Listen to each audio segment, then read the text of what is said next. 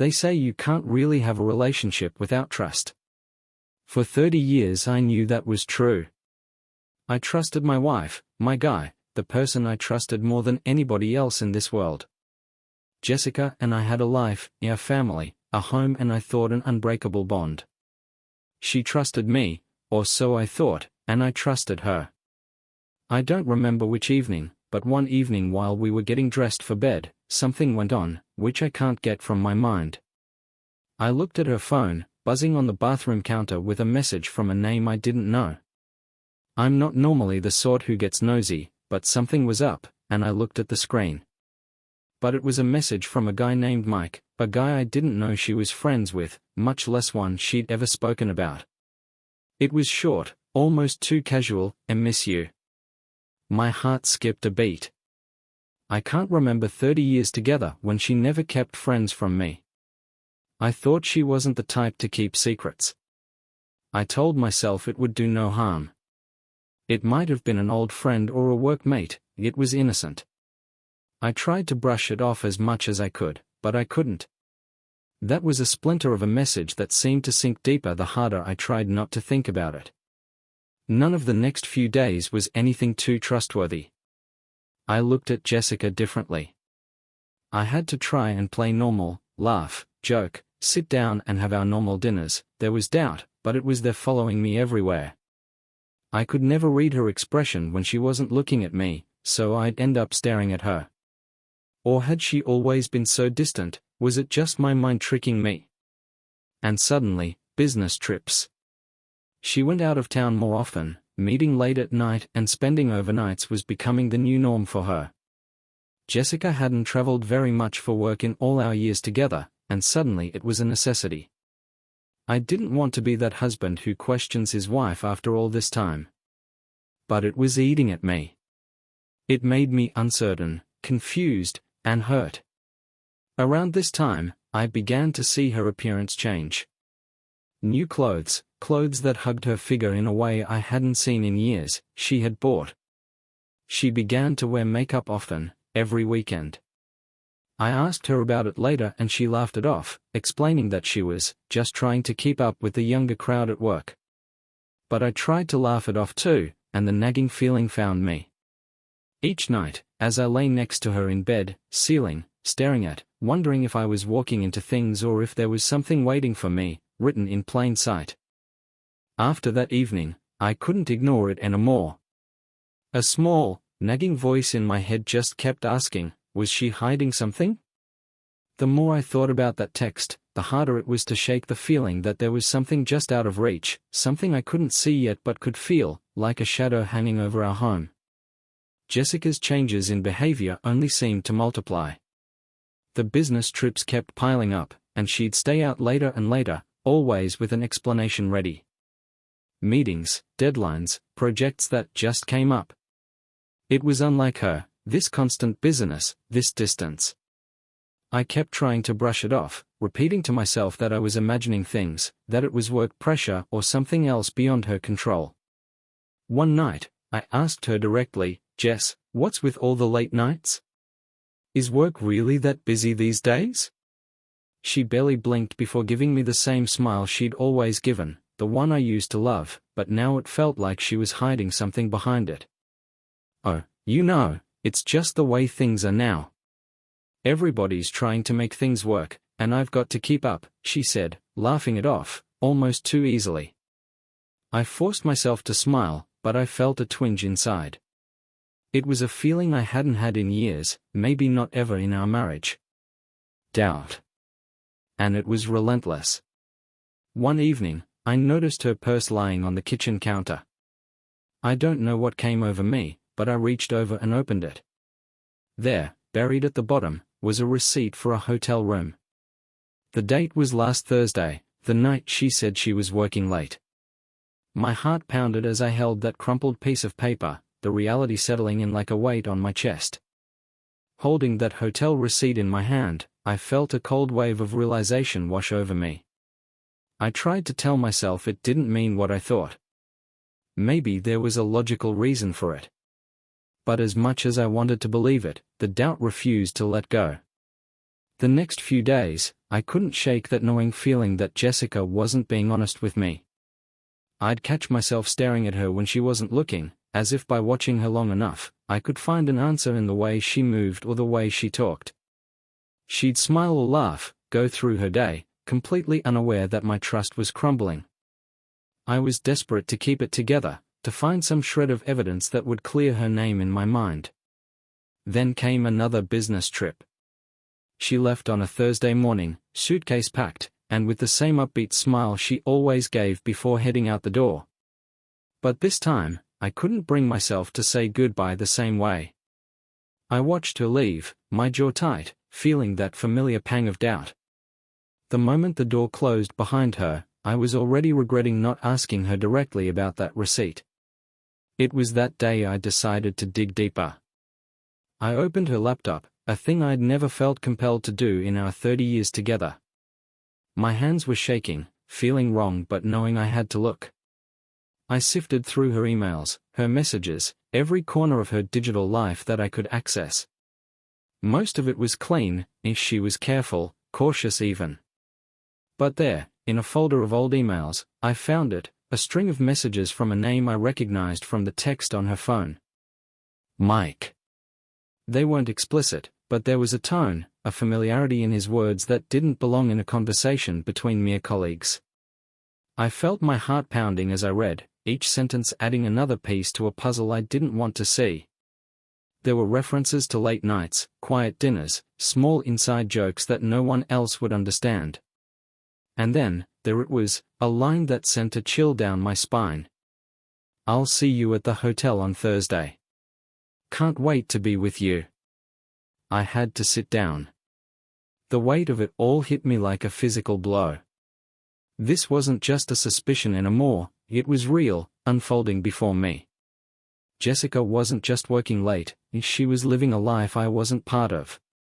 A life she had hidden from me with lies and carefully constructed stories. When she came back from her trip on Sunday, I could barely look at her. She tried to tell me about her work meetings, but I felt like I was hearing a stranger speak.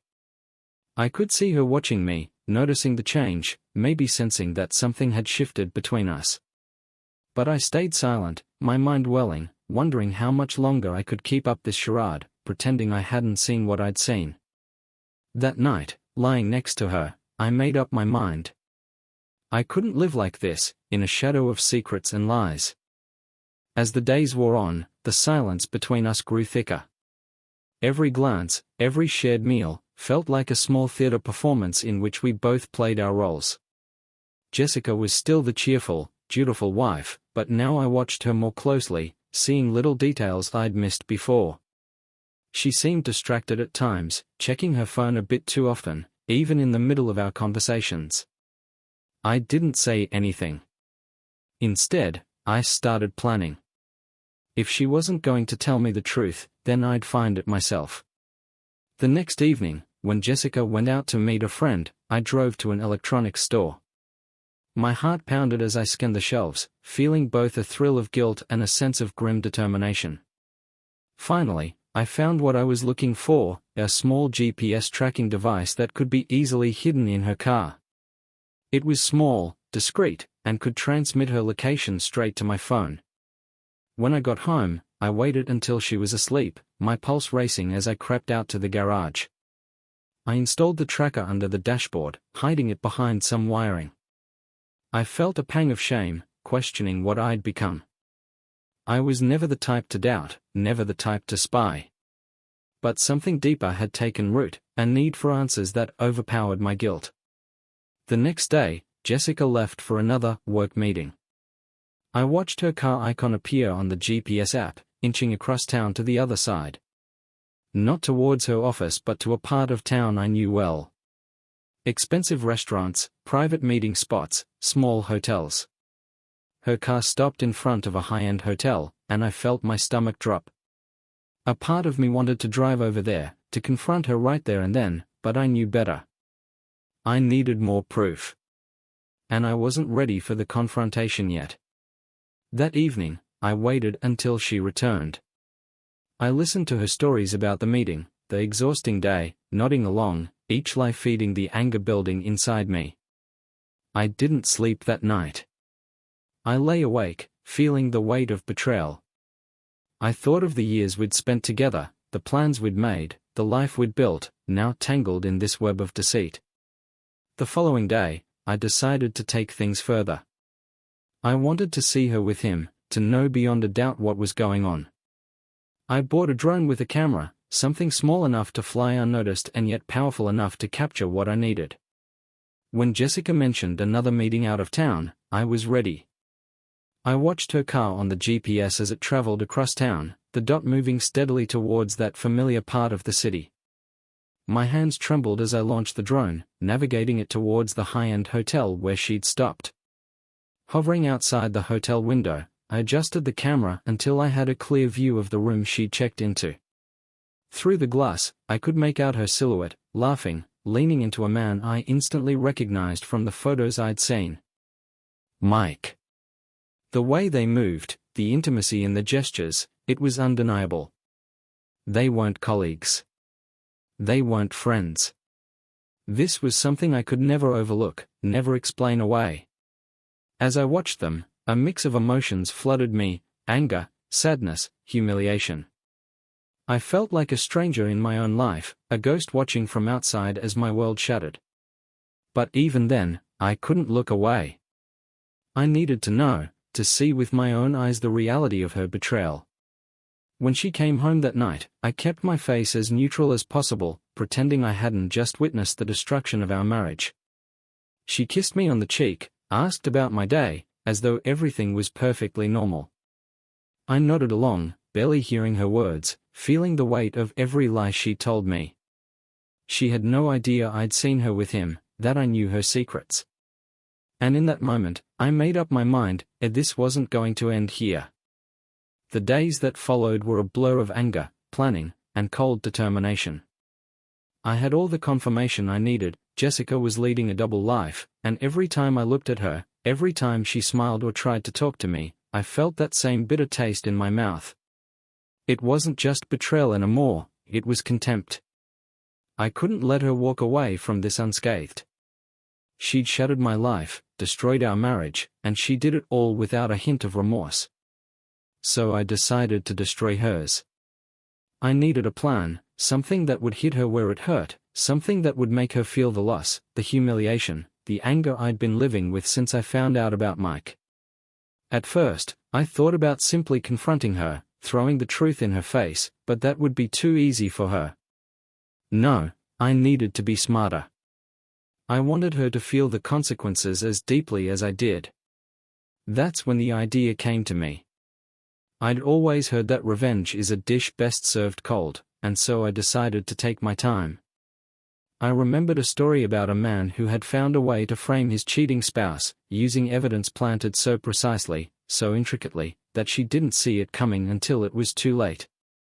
It seemed cruel, maybe, but the more I thought about it, the more I realized that this was the only way to level the playing field. I wanted her to experience the fallout, the shame, the feeling of everything slipping away. One evening, after she'd fallen asleep, I slipped out of bed and went online. After an hour of searching, I found what I needed: a small, sealed packet of illegal drugs that would be easy to hide in her car. It wasn't cheap, but it was a necessary expense, the price of justice.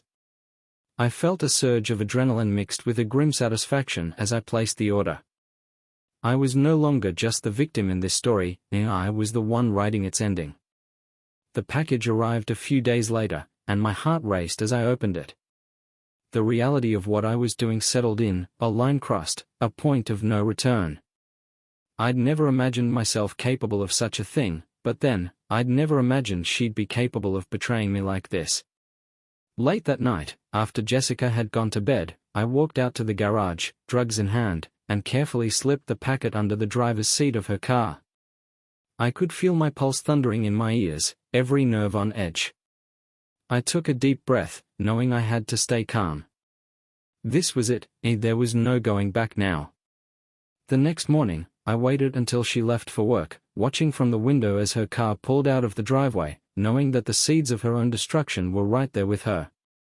When I was sure she was gone, I picked up my phone and dialed a number I never thought I'd have to call, the tip line of the local FBI office. Disguising my voice, I reported a suspicious vehicle, detailing the car make, model, and license plate number. I told them about the hidden package, making it sound like I was just a concerned citizen who'd seen something unusual. My hands were trembling, but my voice remained steady as I gave them the information they needed. I hung up the phone and let out a long, shaky breath. It was done. Now, all I could do was wait. The next day was one of the longest of my life. I knew the FBI wouldn't act immediately, but every hour felt like a countdown to an inevitable explosion. Jessica went about her morning as usual, blissfully unaware of what was waiting for her. She kissed me on the cheek, told me she'd be home late because of another meeting, and left with that same casual smile. The smile of a woman who thought she had it all under control. I spent the day barely able to focus on anything. My mind kept replaying the events over and over, the hotel receipt, the messages, that night watching her with him through the drone's camera. Everything she'd built her web of lies around was about to come crashing down. It was hard to believe this was real, that I was the one making this happen. But the anger inside me hadn't subsided. If anything, it had turned into a cold satisfaction. Jessica had made me live in a world of deception, and now she'd get a taste of her own medicine. Around midday, my phone buzzed. I looked down and saw it was a call from an unknown number. My stomach twisted as I answered, half expecting it to be the authorities. But it was only a telemarketer, offering a promotional deal. I felt the surge of tension drain from me, leaving me feeling foolish for my nerves. Still, the call served as a reminder of what was coming. As passed, and finally, as the evening approached, my phone buzzed again. This time, it was a message from Jessica, heading home soon. Long day. See you soon. The irony was so thick it almost made me laugh. I replied with a simple see you, knowing full well that the Jessica who left this morning would not be the same person walking back through the door tonight.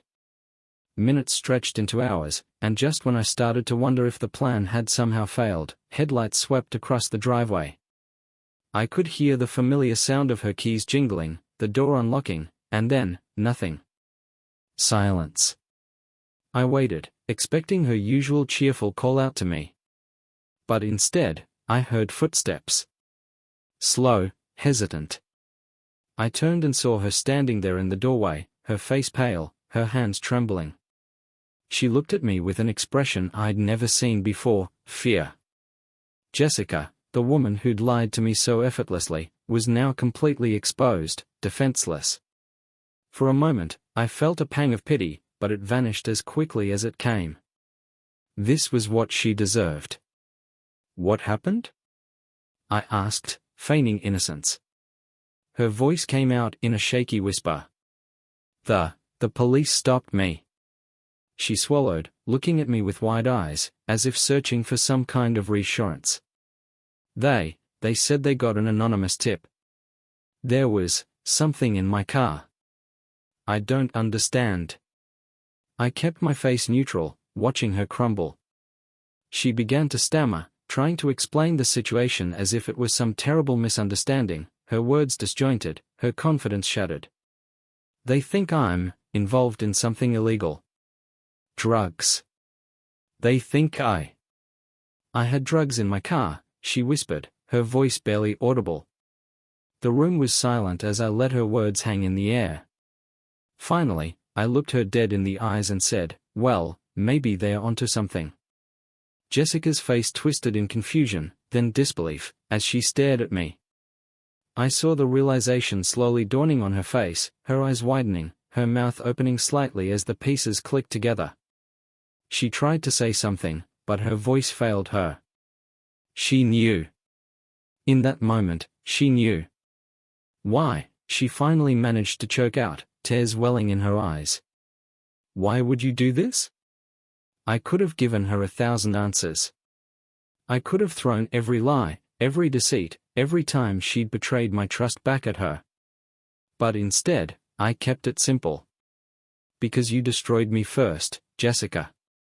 You made me live a lie. Her tears fell, but I felt nothing. The pity, the love, the loyalty I'd once felt for her, it was all gone, replaced by a numb satisfaction. She tried to reach out to me, her voice trembling with desperation. Please, you have to believe me. I didn't. I would never. But her pleas only fueled my resolve. You already did, I replied, turning away from her. You just didn't think you'd get caught. As I walked away, leaving her alone in that room, the weight of what I'd done finally settled on me. There was no going back now. After that night, everything changed between us. Jessica was a shell of the woman she'd once been. She barely spoke, avoiding my gaze, shuffling through each day as though she was simply waiting for something to happen. For all her faults, she was smart enough to understand that this wasn't over, that the consequences of that night would ripple through her life in ways she couldn't yet see. The authorities had already warned her that the investigation would continue. She'd been released after hours of questioning but under conditions that allowed them to monitor her. And even though she hadn't been charged, the fear in her eyes told me she felt the weight of a potential scandal looming over her head. But it wasn't enough for me. Watching her shrink into herself, living in fear, sure, it gave me a grim sense of satisfaction, but it wasn't the closure I needed. I wanted to see her suffer the way I had suffered, to understand the depths of betrayal she'd made me feel. I had no intention of stopping here. Days turned into weeks, each one marked by tension that neither of us dared to speak about. Then one evening, just as we were finishing dinner in icy silence, Jessica finally broke. I know you did this, she whispered, her voice barely audible. She didn't look up, just kept staring down at her plate, but I could hear the anger and the desperation bubbling beneath the surface. I set down my fork slowly, letting her words hang in the air before responding. Did what, exactly? I asked, my tone as casual as I could manage. She looked up, and I saw the hatred in her eyes. You know what I'm talking about. The drugs. The police. This entire mess. I don't know how you did it, but I know it was you. I leaned back in my chair, crossing my arms and watching her struggle to keep her composure. Jessica, I think you are overestimating me. I'd have no reason to do something like that. Besides, isn't it a little convenient for you to place the blame on me instead of taking responsibility for your own actions? Her fists clenched, her face contorting with frustration. I've told you already, I didn't do anything. I don't know how that stuff got in my car, and I sure as hell didn't put it there. Maybe not, I said, shrugging, but isn't it funny how things just seem to work out that way? Her face went pale. For the first time, I saw her confidence waver, the mask slipping just a little as doubt crept into her expression. She was beginning to understand that she had no way out, that no one would believe her over the mounting evidence against her. I'd made sure of that. I loved you, she whispered, almost to herself, her voice trembling. I don't understand why you would go this far. I felt a sharp pang at her words, but I buried it quickly, shoving it down with the anger that had become my constant companion. You loved me? I replied, my voice low, the bitterness creeping in. You loved me so much that you lied to me for months, maybe even years. You built a life with someone else, Jessica. You destroyed everything we had. She didn't respond, but the look in her eyes told me everything. She was defeated, and she knew it. There was nothing left for her to say. For a long time, we just sat there, the silence between us louder than any argument could have been. Finally, she stood up, her hands shaking, and walked out of the room. I watched her go, feeling a hollow satisfaction in the knowledge that I'd finally gotten the last word, that I'd broken her as thoroughly as she'd broken me. But as the silence settled back over the room, a strange emptiness began to creep in. I'd spent weeks, months even, plotting and executing my revenge, thinking that somehow this would fix things, that seeing her crumble would heal the wound she'd inflicted. But now that it was done, I realized that the emptiness I tried to fill with anger and resentment was still there, deeper than ever. I was left alone in that room, with nothing but the remnants of a broken life and a sense of loss that no amount of revenge could erase. Days passed, and Jessica's life continued unraveling. She'd lost the confidence that once defined her, the spark that made her who she was. The rumors started, whispered among her colleagues, neighbors, even our friends. People noticed her nervous glances, the way she'd fidget when questioned, and soon, everyone around her began to wonder what was really going on.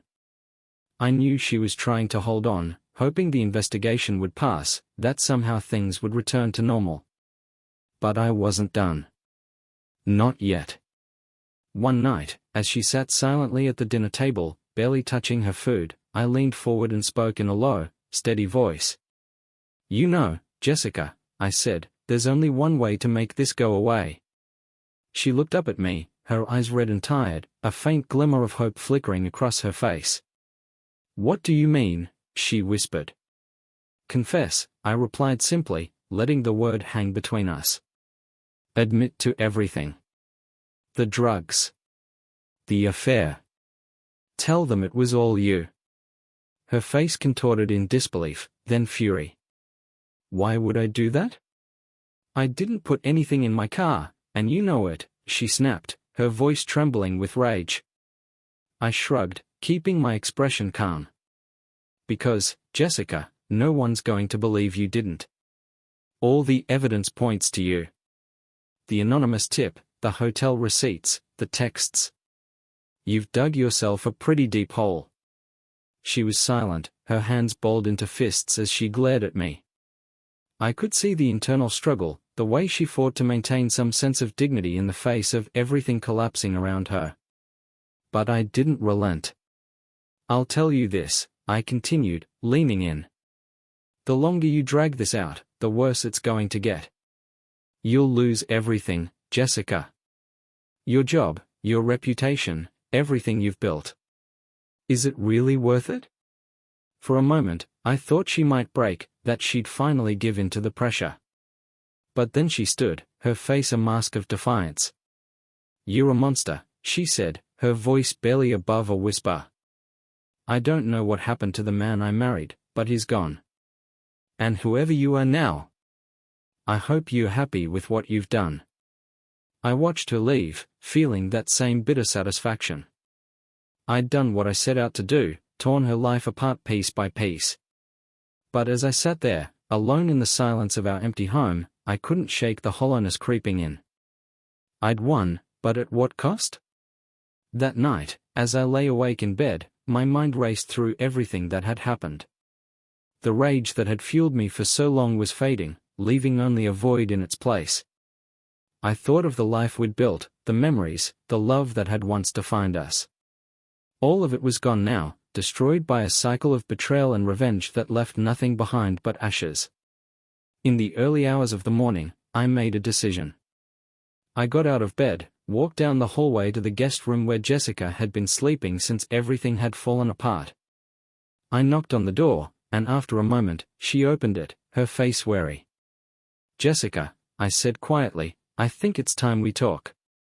She looked at me with a mixture of exhaustion and distrust, but she nodded, stepping aside to let me in. We sat across from each other in silence, the weight of everything unsaid pressing down on us. "I don't know what to say," she whispered finally, her voice barely audible. "I don't know how we got here." "Neither do I," I replied, my voice hollow. "But here we are.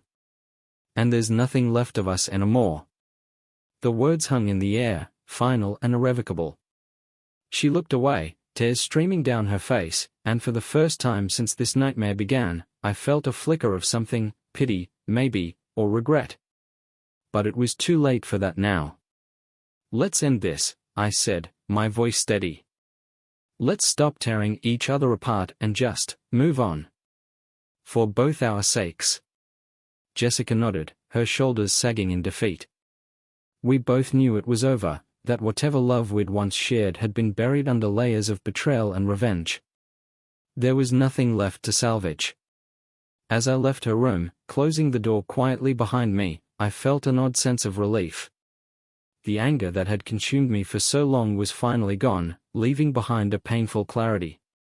I'd lost everything in my pursuit of revenge, but maybe, just maybe, it was time to let go and rebuild what little remained of my life. And with that, I turned and walked away, leaving the wreckage of our marriage behind. In the weeks that followed, the silence in our home grew heavier. Jessica and I hardly spoke, each of us avoiding the other as though afraid of stirring up whatever remnants of resentment remained. The empty house echoed with memories that felt like ghosts, reminders of the life we'd built and the ruins we now lived in. Jessica's world continued to collapse, piece by piece. Her colleagues began to question her absences, and soon she found herself the subject of hushed conversations and wary glances. I heard she was called in by her boss for a meeting, where she was placed on leave until the investigation concluded. I hadn't expected it to go this far, and yet, watching her life unravel was something I thought I'd wanted. But now, with every update, I felt something I hadn't expected: guilt. Every evening, as I watched her moving quietly around the house, looking more fragile than I'd ever seen her, the sense of triumph that had once driven me seemed to dissipate. I could see how the weight of suspicion, the constant dread of judgment, and the loss of control over her own life had drained her. She was a shell of the woman I had loved, and it struck me that in my quest to see her fall, I'd not only destroyed her but also part of myself. One night, Jessica finally broke the silence. She approached me, her face pale, her eyes tired. "I can't live like this anymore," she said, her voice so faint it was almost a whisper. I looked at her, surprised. For all the bitterness and anger, I hadn't expected her to be the one to reach out. I thought she'd hold on to her pride until the bitter end. "Neither can I," I replied, my voice steady but heavy with the weight of everything we'd gone through. She nodded, taking a deep breath. "I'm leaving," she said, not as a threat or a plea, but as a simple statement of fact. "I think it's best if we end this for good." I felt a strange sense of relief at her words, mixed with an emptiness that I couldn't ignore. She picked up a suitcase that had been packed for days, waiting by the door like a silent goodbye. "I don't want to keep fighting," she continued. "Whatever we had, it's gone. Maybe it was gone a long time ago." I watched as she left, her footsteps fading until the door clicked shut. The emptiness that followed was deafening, but there was also an odd calm.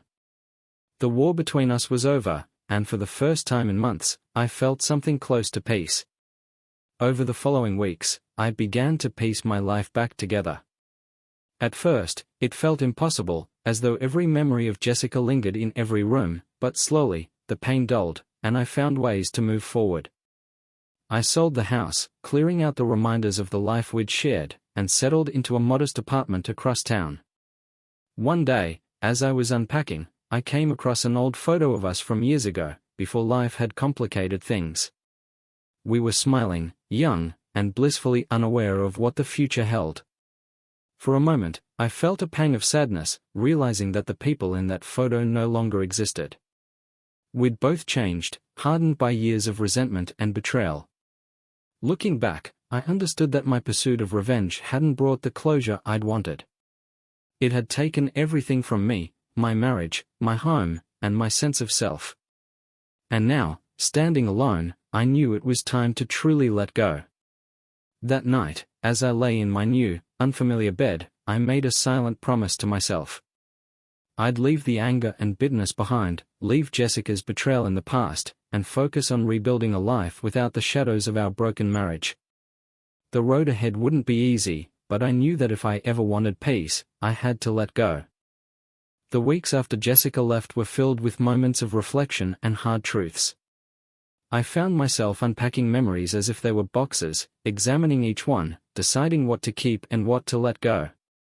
I realized how much of my identity had been wrapped up in being a husband, in believing that Jessica and I were unbreakable. And yet, here I was, alone, learning who I was without her. One afternoon, while sorting through some old papers, I stumbled upon an envelope tucked away in a drawer I hadn't opened in years. It was a letter from Jessica, written long ago. The date on it was from a time when we'd gone through a rough patch, our first real test as a couple. In it, she'd written about her fears, her doubts, her hopes for us. She'd written about how much she loved me and believed in our future. Reading it now, I felt an ache that went deeper than any anger I'd ever felt. This was the woman I had loved, the woman I'd promised forever to, and I realized that somewhere along the line, we had both let go of that promise without even knowing it. Perhaps we'd both been living in the shadows of who we used to be. I folded the letter carefully, setting it aside. It didn't change what she'd done, but it reminded me that the love we'd shared had once been real, that the life we'd built hadn't always been a lie. And while I couldn't forgive her betrayal, I could forgive the part of myself that had held onto the pain for so long. One morning, as the sun rose over the city, I decided to visit a local park. I needed to breathe in something fresh, something that didn't carry the weight of the past. As I walked along the path, surrounded by people going about their lives, I felt a small sense of peace I hadn't felt in a long time.